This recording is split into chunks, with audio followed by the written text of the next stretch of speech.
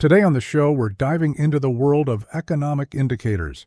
These are the numbers that tell us how the economy is doing, things like GDP, unemployment rates, and consumer confidence. But what do these indicators really mean? How are they calculated? And how should we interpret them? We'll break it all down for you with the help of some experts to make sense of the numbers that shape our world. What's up, Broncos Country? Ready for a bombshell confession from our head coach, Sean Payton. Because what he just dropped about that most controversial play in the league is going to make you rethink everything you thought about football. We're talking about the famous Eagles Tush Push, that play that everyone loves to hate or hates to love. And Payton? He didn't hold back and spoke his truth about this whole thing. Stick with me till the end, because what's coming is going to surprise you. Look, Denver Broncos family, Sean Payton doesn't sugarcoat anything, right? The guy is direct, he's honest, and when he has something to say, he delivers it unfiltered. And now, on the eve of facing the Philadelphia Eagles, the absolute masters of the Tush Push, he decided to open up about what he really thinks of this play that divides opinions throughout the league. First, let me put this whole thing in context. The Tush Push, or brotherly shove, is basically a supercharged quarterback sneak, where the center and guards push the quarterback from behind while he dives forward trying to gain those crucial yards. Sounds simple, right? But it's not. The Eagles have turned this into a lethal weapon, a true science of football. The play has become almost a Philadelphia signature over the last few years. They've reached 2 consecutive Super Bowls and hoisted the trophy in 2024, using this tactic as one of their main offensive weapons. Jalen Hurts becoming that short yardage conversion machine, with a monstrous offensive line pushing him forward like a medieval battering ram, breaking down castle gates. And why is this play so controversial? Well, because it works absurdly well. So much so that several teams started complaining that it was unfair, that it should be banned. The discussion even reached the league meetings in the last offseason, where owners and coaches gathered to vote on whether the play should remain legal or be prohibited once and for all. And guess who raised his hand defending that the play should remain allowed? That's right, our Sean Payton. The guy who's building something special here in Denver was one of those who said loud and clear that the Tush Push had to stay. But let me explain his reasoning. Payton made it very clear that he voted in favor of the play for a pretty simple and logical reason. He said, without beating around the bush, that when they started pulling the player health and safety argument to try to ban the play, his BS radar simply went off. Listen to what the man said. When all of a sudden health and safety was brought into this discussion, when this might be the safest play in football, my BS meter kind of went up. Man, what a sensational quote. Payton basically called out the hypocrisy of people who wanted to ban the play using the safety argument. And he has an extremely valid point here. Broncos Country. Think about it with me. In a tush-push play, you have the quarterback going down with maximum protection around him over the shortest distance, without space to gain enough velocity to cause devastating impacts. Compare that to a deep pass play, where a safety comes at full speed and hits the receiver in the air. Which of these plays seems more dangerous? Exactly. Payton made it clear that if the league powers didn't want the play for aesthetic or competitive reasons, fine, he'd understand. But using health and safety as an excuse, that he didn't buy. And this brutal honesty is one of the things we love about our coach. Now comes the even more interesting part. Payton isn't just a blind defender of the play. He analyzed it technically and brought a historical perspective that's going to surprise you. The guy broke down the play into 2 distinct parts, the quarterback's action and everyone else's action around him.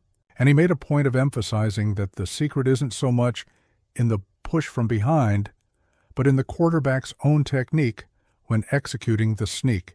And here comes the historical bombshell. Payton said, "When you really evaluate the play, it's more about the technique of the sneak than the push." And then you go back to the Ice Bowl between Green Bay and Dallas, and Bart Starr crosses the goal line with someone pushing a little bit behind him. This is brilliant. Payton saying the tush push isn't anything new. It's a natural evolution of something that's been in football since the 60s. The Ice Bowl, one of the most legendary games in the league, where Bart Starr gained that final yard for the victory with a quarterback sneak, where he was pushed from behind. Sound familiar? So Payton's basically saying people are complaining about something that's always existed in the game. The difference is that the Eagles took this old concept and refined it to an absurd level of perfection. They have the perfect offensive line for it, they have a perfect quarterback in Jalen Hurts, and now with Saquon Barkley in the backfield, the play has become even more lethal. But here comes a crucial detail. Payton said, as long as the line of scrimmage is clean, it's a well-executed quarterback sneak. What's he saying? That the play is legal as long as there's no false start, as long as the line doesn't move early, as long as everything happens within the established rules. And look, you can bet Payton and his coaching staff have already watched every replay of the Eagles Tush Push multiple times. They know exactly what's coming. They know how the Eagles line up, what the indicators are that precede the play, what variations might come. Now comes the million-dollar question. Will the Broncos be able to stop this play? Look, it's going to be tough to stop the tush push every time. The play works for a reason, but football isn't about stopping your opponent every time. It's about making enough stops in crucial moments to give your offense the chance to win the game. Payton mentioned that the key to defending the tush push and its variations lies with the linebackers. They need to have absolute visual discipline. They can't bite on the fake. They can't commit too early. They need to read, react, and execute.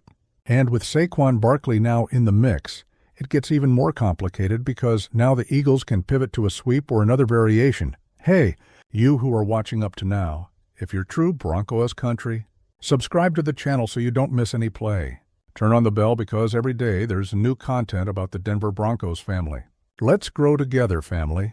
Coming back here, let's talk about what this position from Payton reveals about his philosophy as a coach. The guy is a purist of the game. He loves football in its essence. And for him, the tush push represents something fundamental about the sport. The physical battle at the line of scrimmage, football at its core, has always been about two lines colliding against each other. It's about strength versus strength, will to will, technique. The tush push is the perfect embodiment of that battle. No tricks, no illusions, nothing hidden. It's pure, it's direct, it's brutal in its simplicity, and Payton's honesty about the play, his willingness to defend it publicly even knowing he's going to have to face it, that shows the kind of integrity he brings to this team. He's not a hypocrite. He doesn't complain when he loses and defend when he wins.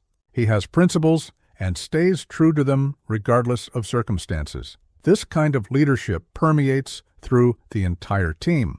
When your players see their head coach being consistent, being honest, being authentic, it creates a culture of trust. The players know their coach isn't going to make excuses for them. He's going to give them the tools, the game plan, the preparation.